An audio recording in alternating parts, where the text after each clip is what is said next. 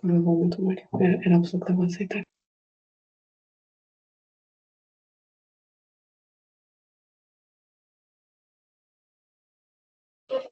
Então, já deve ter alguma reunião.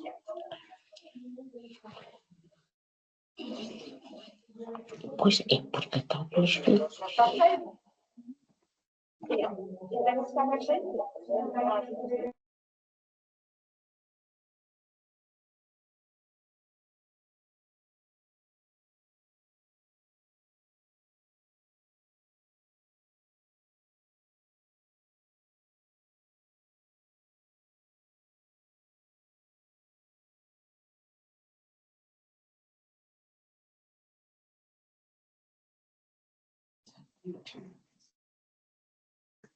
Conseguem todos ver a apresentação? Estamos a ver, mas não está em modo de apresentação. Não? Não.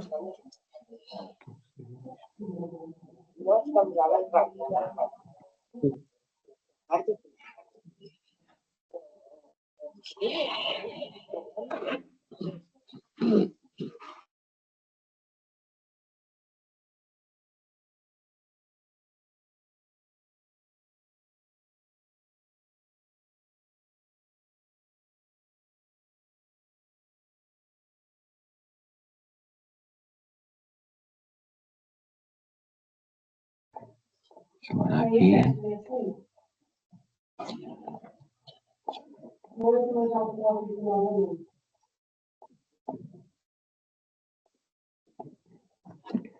Vão ver agora? Sim, mas está igual. Veja se avança. Avança? Não. Não está a avançar. Não avança.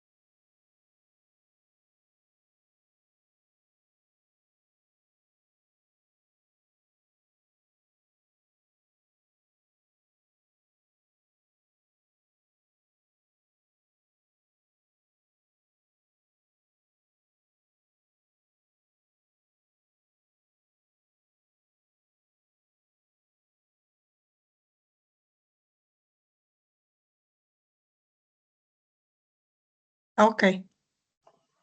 Agora não. Mas já Agora esteve. está? Já esteve, mas agora voltou outra vez. Agora sim. Agora está. Ok. Oi? Voltou outra vez atrás. Mas penso que está com algum atraso em relação ao nosso avanço. Veja lá se, entretanto, já apareceu. Agora já está. Já? Ok, pronto. E veja se avança, se faz favor. Avança para o índice. Sim, está a avançar. Ok, muito bem. Então vamos dar início a esta sessão. Eu gostava de, em primeiro lugar, agradecer a presença de todas as entidades que foram convidadas a participar neste webinar. Nós, durante esta sessão, que não demorará o tempo que nós definimos que iria demorar, será bastante mais curta, nós iremos abordar a intervenção intersectorial para a prevenção e controlo de mosquitos invasores de género Aedes. Como irão ver, é uma problemática que se está a intensificar no continente europeu, no próprio continente português, e iremos, portanto, avançar aqui com algumas medidas que as diferentes entidades, desde o setor da saúde ao setor das autarquias, da proteção civil, terão de adotar a quando da presença de vetores, a quando da presença de casos de doença, ou mesmo previamente para a preparação dessas situações. Hoje estarão aqui comigo, o meu nome é Mário Salvador, sou médico de saúde pública e delegado de saúde na ULS da Guarda. Comigo está o Dr. Carlos Valente, que é coordenador dos técnicos de saúde ambiental da Unidade de Saúde Pública, e a doutora Carolina Torres e a doutora Maria Teixeira, que são médicas internas de saúde pública.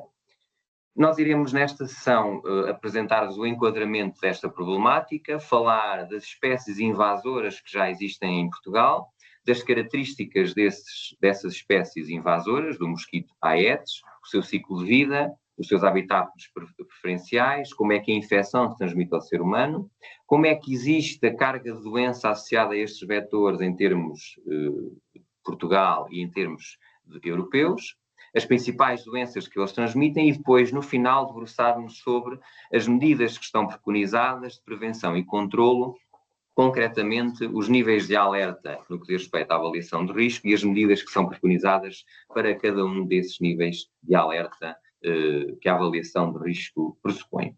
Eu vou passar a palavra desde já à doutora Maria Teixeira, que irá fazer o enquadramento desta problemática. Pronto, de facto, a proliferação deste tipo de mosquitos representa e tem vindo a representar um desafio crescente para a saúde pública. É um problema global, emergente, que pode contribuir naturalmente para uma emergência no nosso país.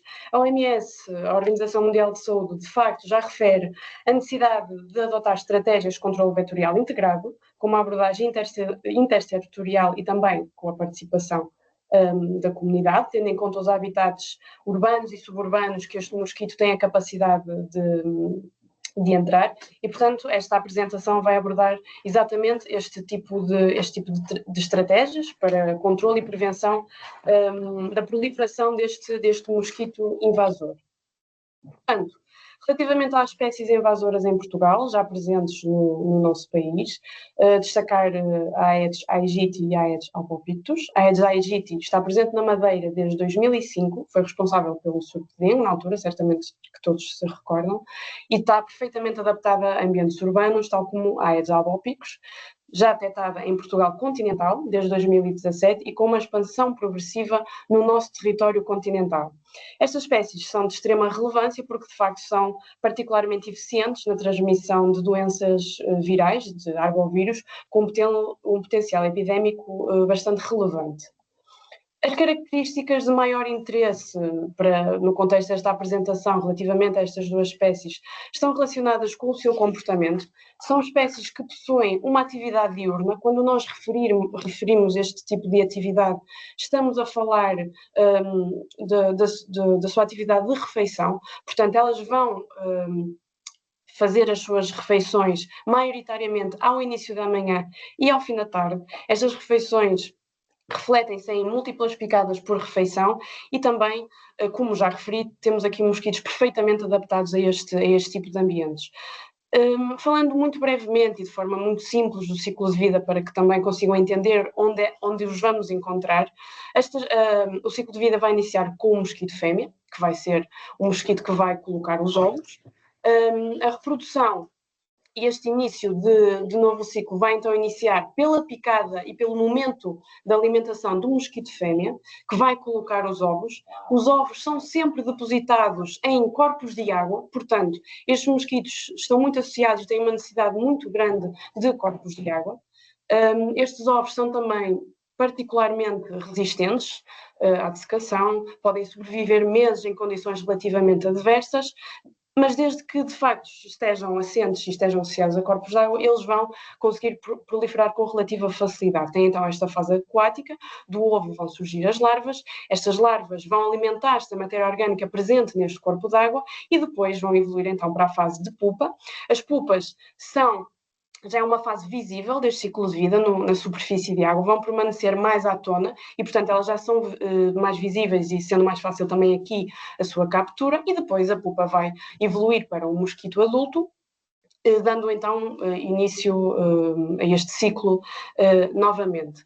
E, portanto, acho que ficou perfeitamente claro que os habitats preferenciais deste tipo de espécies são estes criadouros artificiais, como, por exemplo, pneus abandonados, vasos de plantas, recipientes que sejam descartados, calhas entupidas, que são capazes de reter algum tipo e alguma quantidade de água. A água geralmente é estagnada, são em pouco volume, pode ser limpa ou então pode estar ligeiramente poluída, até porque, como vimos, a larva vai também alimentar-se deste tipo de matéria orgânica e, portanto, acaba por ser benéfico para este tipo de espécie. Relativamente às condições ambientais, estas espécies estão muito adaptadas, preferem áreas mais sombreadas, mais protegidas do vento, temperaturas amenas a elevadas, e portanto temos aqui um conjunto de características em que acho que fica perceptível que são relativamente fáceis de encontrar em vários pontos do nosso país. Portanto, a doença vai se transmitir precisamente no momento da refeição, quando os mosquitos fêmeas introduzem o bocal para realizar as suas refeições, que vai permitir então o início deste ciclo de vida que já foi referido. É exatamente neste momento que eles vão fazer a transmissão da doença. E, portanto, há um risco crescente devido à globalização, às alterações climáticas e ao aumento da mobilidade humana, são os três principais fatores apontados para a disseminação global deste tipo de espécies, e daí também a vigilância que já ocorre em portos e aeroportos, porque de facto estão associados à importação de mosquitos de outros tipos de continentes e países. Em Portugal o vetor está presente, como já foi referido, mas até ao momento nós não temos casos autóctonos descritos, peço desculpa, apesar de já existirem casos importados, o que leva naturalmente ao risco de transmissão local. Aqui uma pequena nota: os casos autóctonos são casos que têm origem no próprio país e, portanto, que não vêm de fora. E o facto de existirem casos autóctonos reflete naturalmente não só a presença do vetor, mas a presença de um vetor competente para a transmissão de doença. E foi exatamente isso que ocorreu na Madeira em 2012. Houve um surto da Madeira em 2012, não sei se recordam, e este surto iniciou-se, ou quem antecedeu este surto foi a detecção do Aedes aegypti na região autónoma da Madeira em 2005. E, portanto, temos aqui uma evolução expectável. Portanto, primeiro o vetor é encontrado e, uns anos mais tarde, surgiu então este impacto com o surgimento de casos e de doença nesta região autónoma.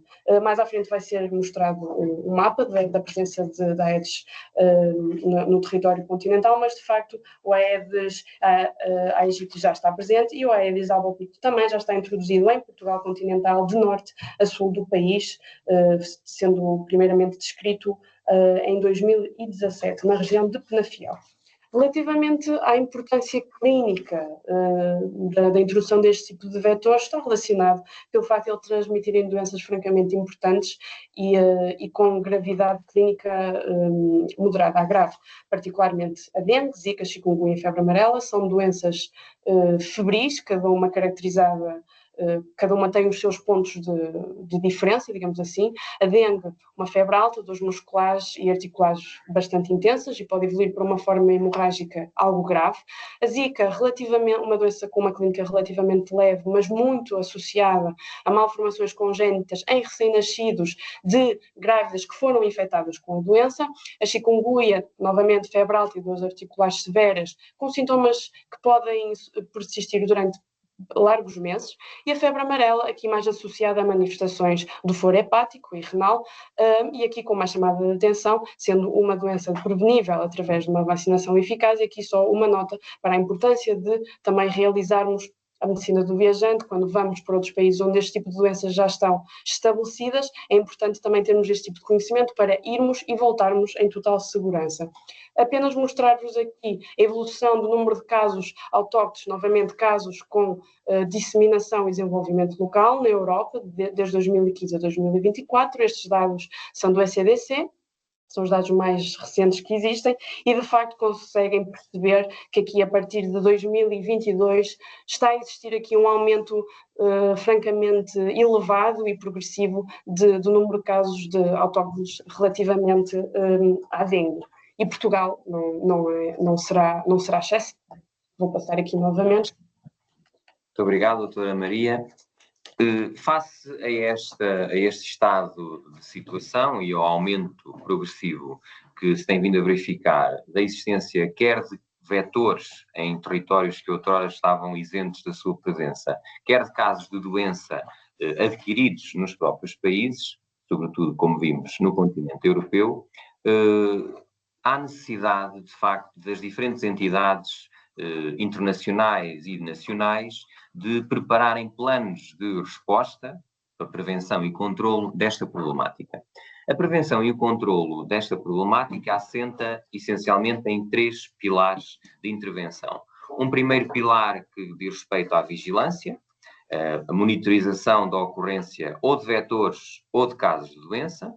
Depois, em função dos resultados dessa vigilância, proceder a uma avaliação do risco, percebermos qual o número de casos, qual o número de vetores, em que localização estão, para percebermos que tipo de risco temos perante nós e para as populações. E depois, em função do nível de risco identificado, aplicarmos as medidas de controlo ou preventivas que se ajustem.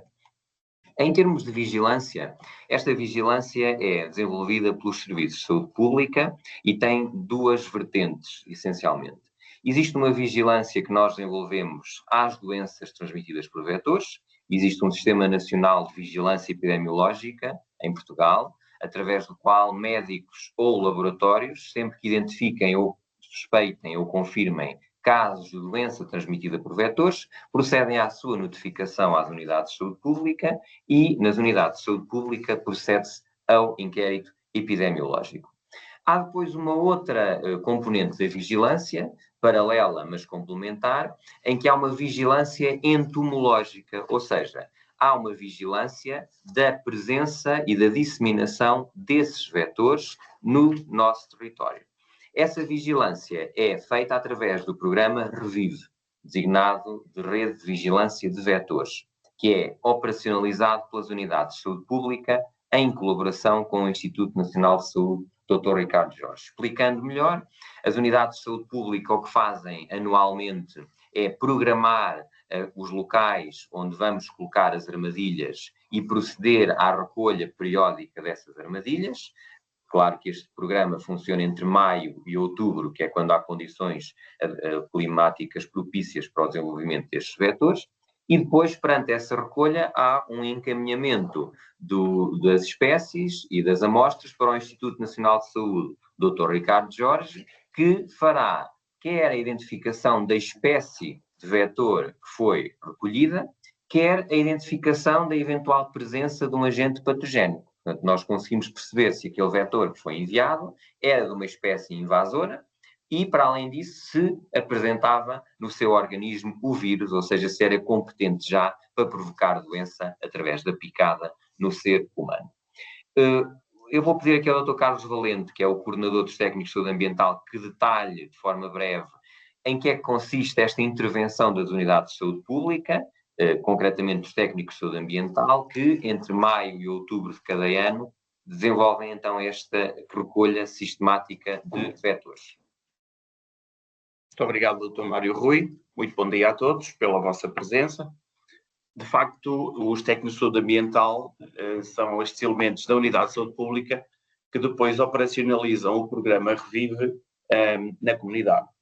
Portanto, esta vigilância entomológica que nós vamos implementar advém do conhecimento que nós temos do ciclo de vida do mosquito, portanto, nas suas duas fases, fase aquática e fase terrestre, do conhecimento do seu habitat e das condições preferenciais para o seu desenvolvimento e, portanto, os técnicos de saúde ambiental na unidade de saúde pública planeiam e implementam esta intervenção na comunidade nos diversos ambientes, o ambiente urbano, o ambiente mais rural, suburbano e o ambiente industrial. Esta vigilância, efetivamente, através do programa REVIVE, pretende recolher informação, como o Dr. Mário já referiu, sobre a presença ou ausência e a quantidade de vetores que poderão estar presentes naquele local, em função da existência daquelas condições propícias à sua multiplicação. Os técnicos de saúde ambiental, portanto, no terreno, dirigem as suas atividades basicamente em dois sentidos. Na vigilância dos colicídios, portanto, de isodídeos, de uma série de espécies, não especificamente no Aedes, que já vou falar um bocadinho mais a seguir, na identificação, na pesquisa de potenciais criadores naturais, para efetuar essa recolha, neste caso, nas imagens que estão a ver, na primeira fase, portanto, na fase aquática. Selecionamos, pesquisamos locais com águas paradas, com águas propícias ao seu desenvolvimento e, portanto, vamos ali fazer a recolha das larvas, das pupas, na sua fase aquática e depois enviamos, como o Dr. Mário também já disse, para o INSA, neste caso para o CEVDI. Na sua fase terrestre, que é um bocadinho, esta ainda são imagens para vocês verem o que é que nós vamos encontrar. Qualquer uma daquelas consegue perceber uns pontinhos negros naquelas embalagens que nós vamos depois então remeter para o CEVDI. Peço desculpa. Nestas imagens, vamos aqui perceber a outra vertente que nós implementamos do programa, que é da vertente aérea, portanto, da fase terrestre, onde colocamos equipamentos que nós denominamos armadilhas, neste caso específico que vem na figura central, é uma armadilha denominada CDC, que nós vamos colocar nos locais que nos parecem que têm as condições propícias para o seu desenvolvimento, e depois vamos fazer então a colocação da armadilha no final do dia, porque como o Dr. Mário também já referiu, eles têm a preferência pelo final da tarde e pelo início da manhã, onde estão mais ativos, e portanto vamos colocá-la junto ao final da tarde, fica durante a noite ligada a uma bateria. Podem ver na figura do lado direito, lá temos a bateria onde nós ligamos a nossa armadilha, caso seja um local onde não temos energia elétrica. Se tivermos energia elétrica, garantimos de uma forma mais eficaz o funcionamento em contínuo da armadilha, e portanto este é dirigido para os mosquitos na sua fase terrestre, fase aérea. Outra vertente do programa de vigilância de mosquitos, especificamente para o género Aedes, é feito de uma forma um bocadinho diferente, que é esta que nós temos aqui nas imagens.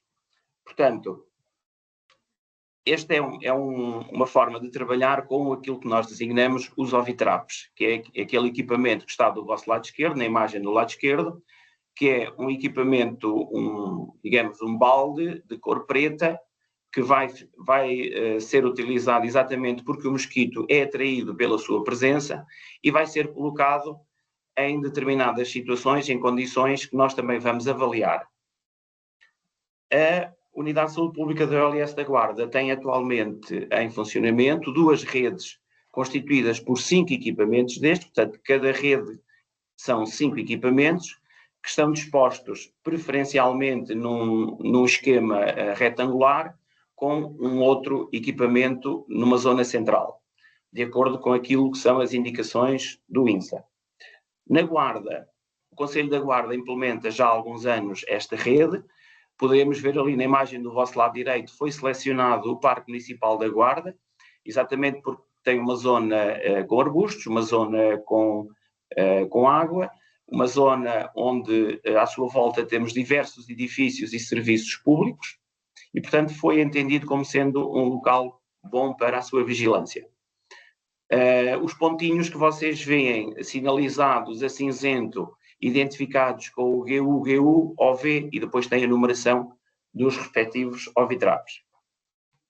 Também no Concelho de Gouveia, desta Unidade de Saúde Pública da OLS da Guarda, temos também uma outra rede que funciona em complementaridade com a rede do Concelho da Guarda, e neste caso está localizado no Centro de Ecologia, Recuperação e Vigilância de Animais Selvagens, que nós conhecemos como CERVAS,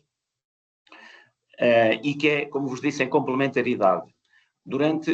O Dr. Mário já referiu que o programa VIVE se desenvolve nos meses de maio a outubro, e, portanto, nos meses de maio, junho e julho, a rede está ativa no Concelho de Gouveia. Nos meses de agosto, setembro e outubro, está ativa no Concelho da Guarda. Os equipamentos que estamos a falar, portanto, estes ovitraps, são verificados semanalmente pelos técnicos de saúde ambiental, que se deslocam a estes locais para verificar se efetivamente lhes parece que aquelas espátulas que nós colocamos no seu interior, onde a fêmea irá colocar os seus ovos, portanto, estes equipamentos, estes ovitraps, vão duplicar, digamos assim, vão mimetizar as condições ideais para o Aedes, e as suas fêmeas, que têm uma vida de algumas semanas, vão ali colocar os seus ovos. Nós vamos fazer a recolha das espátulas e depois, de acordo com os procedimentos já estabelecidos pelo INSA, vamos então enviar as amostras e recebemos, obviamente, retorno cada vez que é identificado a sua presença. Posso também referir que desde a sua implementação na OLS da Guarda, ainda nunca tivemos positividade. Portanto, não temos presença de ovos nestas redes de ovitravos. Nos equipamentos, nas armadilhas de CDCs, que não são destinados especificamente aos AEDs, poderíamos, eventualmente, por uma questão fortuita, também capturar algum mosquito deste género. Mas até ao momento isso não aconteceu. Obrigado. Passar novamente ao Dr. Mário. Muito obrigado, Dr. Carlos Valente. Bom, de facto, como eu vos disse no início, esta vigilância depende sempre de uma avaliação do risco que é feita, da capacidade instalada que a própria Unidade de Saúde Pública tem e, naturalmente, que a escolha dos lugares onde há esta vigilância pode sofrer variação ao longo do tempo. Em relação à monitorização da presença destes vetores, nós temos para as duas espécies que nos preocupam mais pela capacidade de disseminação e de transmissão de doença, o mapeamento 2024, e como veem, em relação ao Aedes aegypti, ele continua presente na Madeira, que implementa já medidas de prevenção e controlo apertadas, desde o surto de 2012, e no território continental, em termos de Aedes albopictus, ele já foi identificado nos concelhos que identificam aqui a azul. Portanto, na região do Algarve, nos distritos de Beja, de Porto Alegre, de Leiria, do Porto e de Lisboa. Após a vigilância epidemiológica, têm naturalmente de ser decididas intervenções, e estas intervenções competem não só aos serviços de saúde pública, mas também a todas as entidades, desde autarquias de proteção civil, empresas públicas e privadas do setor animal, do setor da recaustagem, do setor de importação ou exportação de plantas. Há medidas que devem ser, e pela própria população, há medidas que devem ser adotadas para fazer face a esta problemática. Foi neste âmbito que a Direção-Geral da Saúde publicou, em 2024, uma orientação dirigida aos serviços de saúde pública, mas também e sobretudo a essas entidades parceiras, e que, de algum modo, sintetiza aquilo que são as medidas que devem ser adotadas para as diferentes fases de risco. Quando não existe vetor, quando existe vetor, quando há caso de doença ou quando há surtos ativos em transmissão. Nós vamos escalpelizar agora a avaliação de risco que é definida nesta orientação, os diferentes níveis e as diferentes intervenções e entidades a intervir que são identificadas. Há 4 níveis de risco que são identificados pela Direção-Geral da Saúde e que são semelhantes àquilo que o ECDC, que é o Centro Europeu de Controlo de Doenças, também define num manual que produziram recentemente. E os níveis variam de 0 até 3, sendo 0 o nível em que não há vetor, não há mosquito na nossa região, e é onde a OLS da Guarda agora se localiza. O nível 1, quando há vetor, mas não há identificação de casos, portanto há uma positividade na nossa vigilância entomológica, mas não há positividade, digamos, na vigilância de casos de doença. Avançamos para o nível 2, quando há mosquitos infectados, ou seja, o vetor está presente e o INSA consegue identificar nesse vetor o vírus, ou podemos ter, mesmo que não tenhamos mosquito infectado, se houver um caso autóctone esporádico, ou seja, se identificarmos um caso de doença, de dengue, de zika, de chikungunya, de febre amarela, de uma pessoa que não teve uma viagem ao estrangeiro, ou seja, em que tudo indica que adquiriu a doença aqui, também estamos em nível 2. E em nível 3 é quando nós temos surtos, quando temos 2 ou mais casos de doença associados entre si com um tipo de exposição conhecida. Que intervenções devem ser adotadas em cada um destes níveis? No nível 0, o nível em que agora nos encontramos na OLS da Guarda, em que não temos ainda vetor instalado e não houve identificação de casos autóctones, porque temos tido casos importados de dengue e de malária, por exemplo, mas não temos casos autóctones de doença transmitida por Aedes até ao momento não é dessa guarda, mas dizia eu que no nível 0 se devem implementar 2 tipos de medidas fundamentalmente. A vigilância entomológica, que é feita pelos serviços de saúde pública, e o mapeamento e a identificação e a redução de criadouros. À frente falaremos do que são criadouros, mas no fundo um criadouro é um habitat, um ambiente que tenha um ponto de água ou um nível de água que seja propício para que haja uma proliferação dos vetores na sua fase larvar ou de pupa. E, portanto, neste nível em que nos encontramos, pede-se às entidades que façam essa vigilância entomológica, que é aquilo que nós implementamos, mas também que se faça um mapeamento desses criadores e a sua redução. No nível 1, a partir do momento em que tenhamos vetor presente na área, temos que fazer esse reforço dessa vigilância e reduzir criadores para além dos locais de detecção, ou seja, teremos que ir para o terreno, identificar ativamente criadores e reduzi-los, ou seja, eliminar esses locais que acumulam água e que pode ser um risco para a proliferação dos vetores.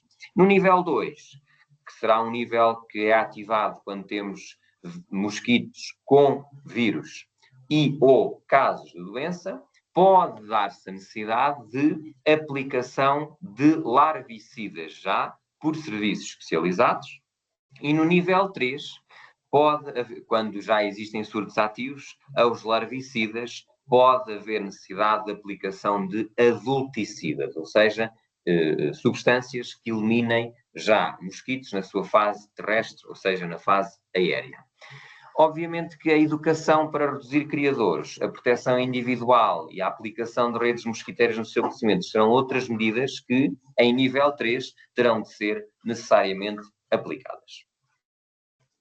Vou passar à doutora Carolina, que vos vai explicar ou detalhar melhor o que são criadores, o que são medidas de proteção individual e de que forma é que nós nos devemos adaptar nestes tempos que correm.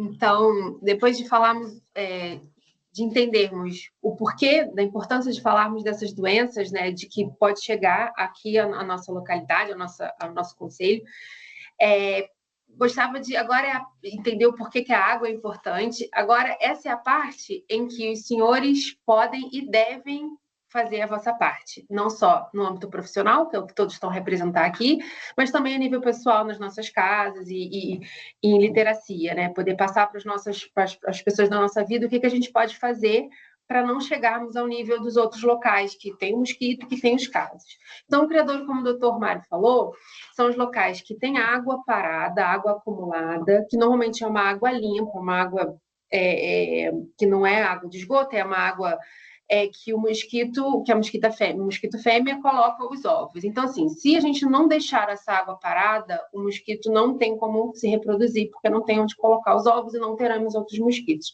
Então, é a primeira parte do que a gente pode fazer, é evitar que ele se reproduza. Então, onde que podemos... Esse é um flyer da Madeira, que tem muita experiência, que coloca exatamente onde que nós podemos, nas pequenas coisas da nossa casa, do nosso ambiente de trabalho, onde podemos intervir. Por exemplo, os vasos com plantas, ou aquele pratinho que acumula água, ou a gente retira, ou elimina, ou a gente vira, para não acumular água. As calhas e as calheiras devem sempre estar limpas e desentupidas, porque se estiver entupido vai acumular água e ajuda o mosquito a procriar.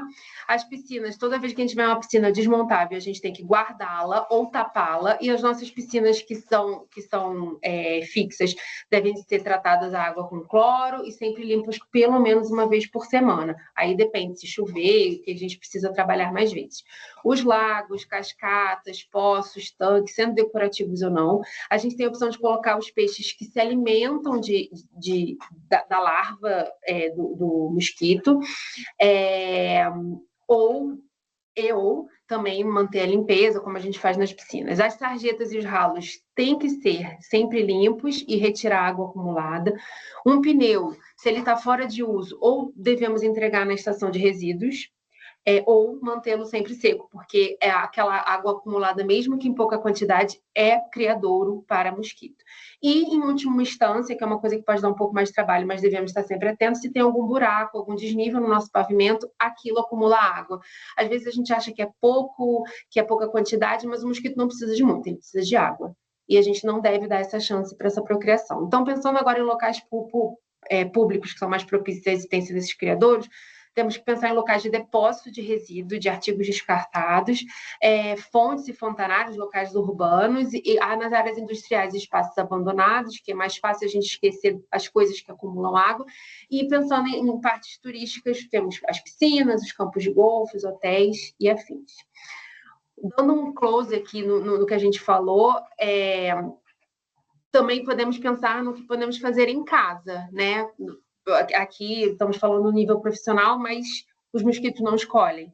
Então, assim, dando também uma atenção especial ao lixo. O saco de lixo, ele deve estar fechado, porque o líquido que se acumula ali também pode ser um criadouro.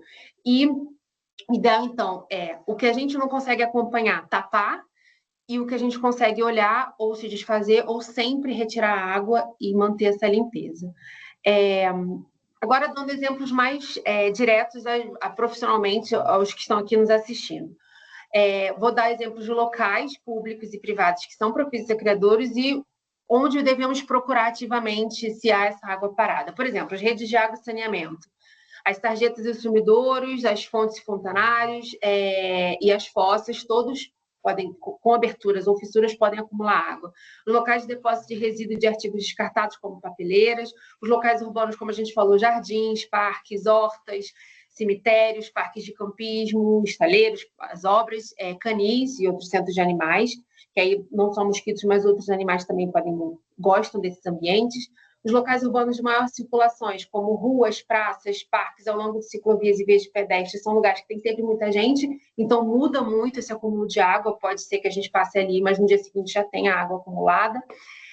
As estruturas imobiliárias urbanas, como vasos de plantas ornamentais, floreiras, estátuas, que fica aquela aguinha acumulada depois da chuva, as paragens de transportes públicos, nas áreas industriais, principalmente as empresas de recalchutagem de pneu. Eu venho de um lugar que tinha muito mosquito, né, pelo meu sotaque faz perceber, e o pneu era o nosso maior inimigo, porque é aquele pneu que fica ali, às vezes até para botar a plantinha, aquela aguinha que fica na dobra, o ideal, é o que o mosquito precisa, os lugares de estufas de planta e terminais de contentores.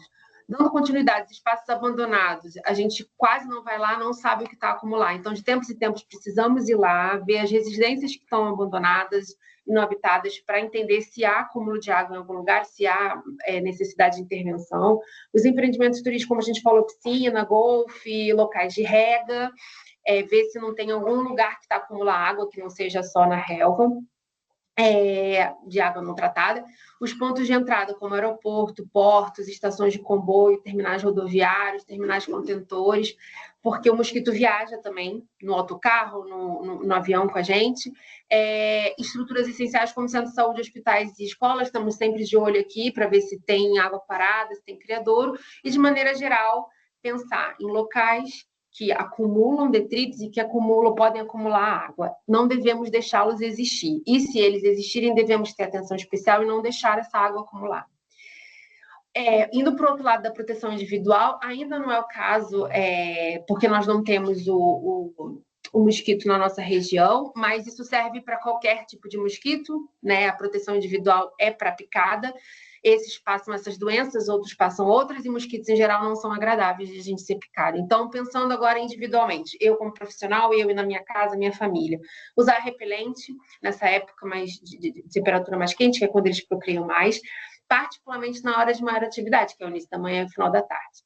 Roupas que reduzam a área de pele exposta, parece contraintuitiva usar mangas compridas no calor, mas se eu for ficar exposta num ambiente que eu tenha mais contato com o mosquito, é o que faz sentido. As roupas claras, porque os animais se atraem por roupas mais coloridas. Quem tem ar-condicionado, deixar ele ligado o máximo de tempo possível, ele não mata, o ar-condicionado não mata o mosquito, mas ele reduz a atividade. Quanto mais fria a temperatura, menos eles voam, menos eles interagem, menos eles namoram, menos fazem mais mosquitos. E as redes mosquiteiras, de preferência impregnadas com repelente, porque eles não entram no nosso ambiente.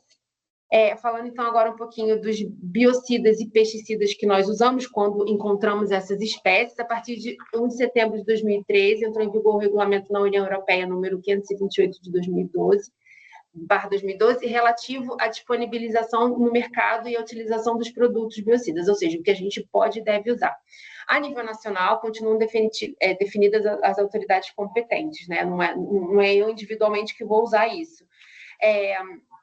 Então, nós temos a DEGAV, que é a autoridade competente para os produtos de proteção na madeira e os produtos biocidas de uso veterinário, e a DGS, que é a Direção Geral da Saúde, como autoridade competente designada para todos os outros tipos de biocidas não mencionados.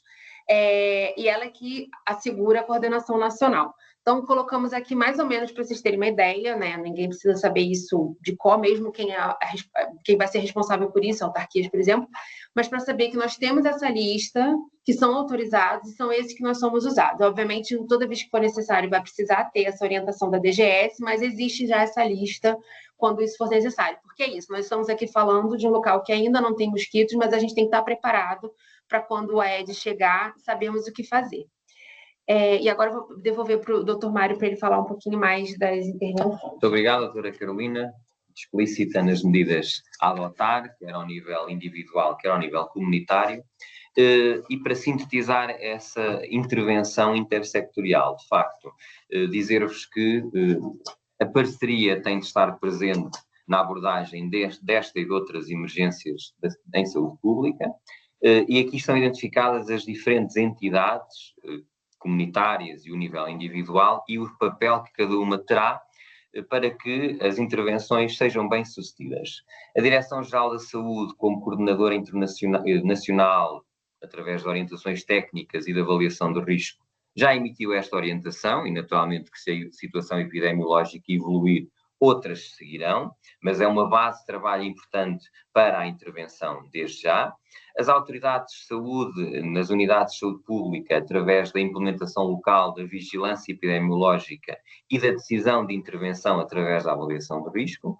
O INSA, o Instituto Nacional de Saúde, Dr. Ricardo Jorge, que faz o processamento das amostras, identifica o tipo de espécie e se ela tem ou não o vírus, e depois a parte das entidades parceiras. A Proteção Civil, através das suas intervenções quando há situações de emergência e proteção civil, e as autarquias que têm responsabilidades na gestão de resíduos, limpeza urbana e na eliminação de criadores públicos, e os próprios cidadãos, que devem ter um papel ativo na identificação e eliminação dos seus criadores domésticos, na adesão a medidas de proteção individual e no alerta às autoridades, seja de saúde, seja de proteção civil, para a presença de criadores ou de locais de maior risco que sejam identificados para a presença deste tipo de vetores. Portanto, a intervenção comunitária será fundamental. Posso adiantar que está em fase de impressão já um folheto informativo que nós cuja divulgação iremos iniciar o quanto antes, assim que tenhamos disponíveis aqui na nossa unidade, e que será dirigido à população. Nele constarão informações sobre os principais mosquitos e também flebótomos que provocam a leishmaniose e da forma como eles devem ser evitados e como devem ser eliminados os criadores. E neste prospecto irá também uma informação interessante que será divulgada à população da existência de uma aplicação para os telemóveis que permite, através de uma fotografia a um inseto ou a um mosquito que nós vejamos, que essa informação seja remetida para entidades oficiais que irão perceber que tipo de espécie está presente e será então útil para dar feedback sobre a presença e a concentração de vetores nessa localização. Portanto, a intervenção neste âmbito tem de ser integrada. Existem recursos, mas com papéis distintos na intervenção. As autoridades de saúde e as unidades de saúde pública são fundamentais para a vigilância epidemiológica e para a ativação de níveis de risco. Mas depois têm que existir entidades parceiras, como é o caso das autarquias, da Proteção Civil e das empresas públicas ou privadas, que devem fazer o seu papel na identificação e na monitorização desses criadores e na sua eliminação, e em função do nível de risco, obviamente, adotar medidas cada vez mais intensas, como a aplicação de biocidas, a aplicação de larvicidas, a vigilância contínua, que existe e que se manterá, e esta participação comunitária. Esta apresentação termina agora. Eu queria agradecer aqui aos colaboradores da Unidade de Saúde Pública, ao Dr. Carlos Valente, a Dra. Carolina Torres e a Dra. Maria, pelo trabalho importante que aqui desenvolveram, e sintetizar dizendo que, efetivamente, o que é importante agora num nível 0 de alerta é que as entidades comecem desde já a preparar um trabalho de monitorização de criadores, sensibilização das principais indústrias ou empresas que possam possam criar criadores artificiais ou mesmo naturais, para a importância de os eliminar ou minimizar, e começar desde já a perceber que vias eu terei de ativar, sendo uma autarquia, uma proteção civil ou uma empresa, para, no caso de ter que aplicar um larvicida, um biocida, como é que isso se processa em termos de aquisição, de autorizações. E estou perfeitamente ao dispor agora, e estamos nós, para esclarecer qualquer dúvida que exista. E agradeço desde já novamente a presença de todos aqui. Se existir alguma dúvida, estamos ao dispor. Temos uma questão no chat, Dr. Mário. Ok, vamos ver.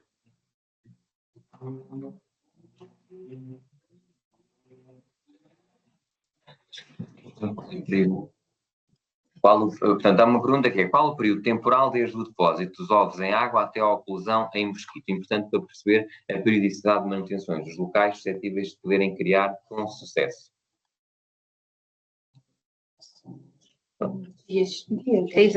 Querem responder? É muito rápida a eclosão dos ovos e a formação das larvas e, portanto, menos de uma semana, entre 3 a 5 dias, essa eclosão ocorre e as larvas ficam disponíveis para depois evoluírem para a fase de pupa e depois para a fase terrestre. Nós chamamos terrestre, que é a fase fora da água, mas na verdade é a fase aérea em que os insetos se encontram aptos para voar e haver picada de pessoas. A partir do momento em que é identificado o criador eliminado. Como diz aqui o Dr. Carlos, mas concretamente em relação a esta pergunta, se houver identificação de um criador que possa de facto ser eliminado, o ideal é eliminá-lo e não dar tempo para que não houvesse a eclosão dos ovos. É eliminá-lo, mas, portanto, um período muito curto, 3 a 5 dias, menos de uma semana.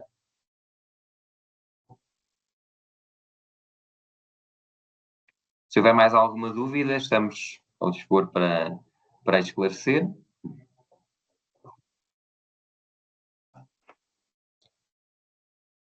Ok. Sim, do Serviço de Proteção Civil de Ceia, Artur Costa. Sim, bom dia. Antes de mais, obrigado pela apresentação clara que fizeram. Eu tinha aqui uma questão. Fala-se relativamente à Proteção Civil. Preciso perceber um bocadinho como é que a Proteção Civil está estruturada no país, porque atribui-se aqui diferentes competências às autarquias e à Proteção Civil. O nível local é garantido pelas autarquias. Portanto, são as mesmas entidades que estamos a falar. Portanto, quando se refere à Proteção Civil, no âmbito das competências de apoio logístico, comunicação de emergência, coordenação operacional, falamos do nível da Proteção Civil da autoridade, ou seja, o nível regional e nacional, ou falamos a nível local?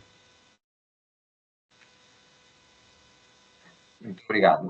Falamos a nível nacional e regional, a coordenação regional, neste caso, Beira de Serra da Estrela, que também convidámos a estar presente, não sei se estará, porque, de facto, numa futura atualização de um plano de emergência em proteção civil de nível regional, creio que fará sentido prever intervenções a este nível, ou mais lato, no sentido das emergências em saúde pública. Naturalmente que os serviços de proteção civil municipal são coordenados, a Autoridade de Proteção Civil Municipal é o Presidente de Câmara Municipal e, portanto, claro que a situação aí, de algum modo, estará bastante bem integrada, porque são as mesmas entidades, mas mesmo nos serviços municipais há que estabelecer claramente o que é a responsabilidade da proteção civil em si, no alerta às populações, na identificação de situações de risco e depois dos outros serviços da autarquia, não é? Os serviços do urbanismo, da higienização urbana, que também têm um papel ativo na identificação de criadores e na consequente eliminação dos criadores quando eles sejam críticos para esta problemática de saúde pública.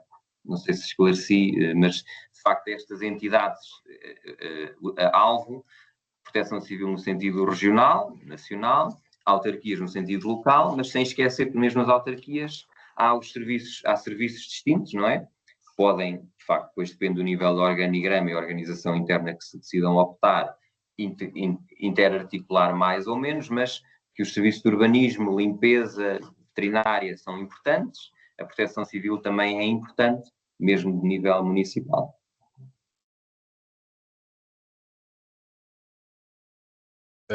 Neste aspecto, eu gostaria de saber onde é que está definido esta atribuição de competências aos municípios, se é nesta orientação da DGS ou se existe outro instrumento ou se houve alguma articulação, sei lá, com a Associação de Municípios ou com outra entidade que represente os municípios nesta matéria, porque, como referi, os serviços de proteção civil dependem do Sr. Presidente da Câmara e, portanto, convém que estas situações sejam devidamente articuladas em relação à intervenção dos serviços de proteção civil. Sim, isso consta tudo. O único documento que para já existe em Portugal é a Orientação 3/2024 da DGS, que eu aconselho que seja consultada, porque ela foi publicada em julho de 2024 e foi destinada precisamente às autarquias. E está identificada qual é a responsabilidade das autarquias neste âmbito. É a orientação número 3 de 2024, de 31 de julho de 2024, cujo título é precisamente o título que nós demos a este webinar. Obrigado.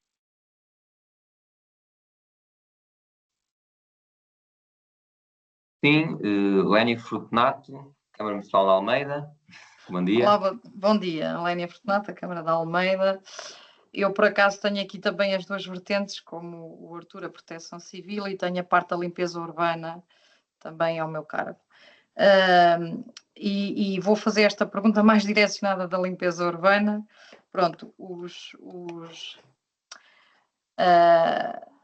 biocidas e larvicidas, falaram aí que tinha que se ver qual era a forma de se aplicar e quem é que o poderia fazer. Eu questiono, nós aqui na Câmara de Almeida somos uma entidade que estamos autorizada pela DGAV para a aplicação de fitofármacos, se isto se inclui nessa vertente, não é? Ou se temos que ter uma autorização especial para esta aplicação, uma vez que temos aplicadores e o técnico responsável, que sou eu também neste caso. Muito obrigado pela pergunta. Dizer desde já o seguinte, nós neste momento estamos no nível de alerta 0, não é? Em que não é necessária a aplicação desse tipo de produtos, mas de qualquer das formas, e agradeço a pergunta, porque é precisamente esse o papel deste webinar, é fazer uma preparação, uma perspectiva disto vir a acontecer. Estando licenciado pela DGAV, acredito que possa ser utilizado, e se o município tem esse tipo de licenciamento, ajuda, não é? Não há necessidade de recorrer a serviços especializados privados, mas também o que lhe queria dizer é, se houver a ativação desse tipo de alerta, haverá uma informação dos serviços de saúde pública nesse sentido, e um maior detalhe da intervenção de cada interveniente naquelas atividades específicas, está bem? Mas, de qualquer das formas, a orientação tem informações sobre essa questão. Nós o que podemos fazer também é enviar para os municípios esta orientação.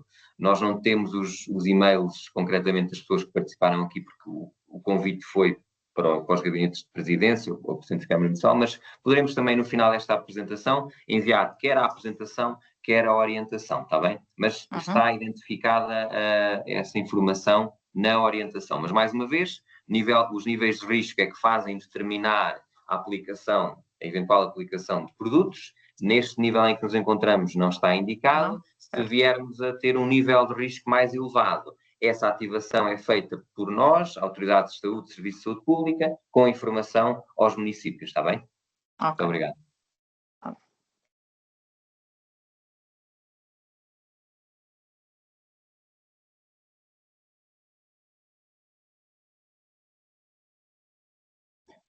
Pronto, não sei, não havendo mais dúvidas, nós também temos os nossos contactos, de e-mail, de telefone, as dúvidas podem ser esclarecidas a qualquer momento junto dos Serviços de Saúde Pública da ULS da Guarda.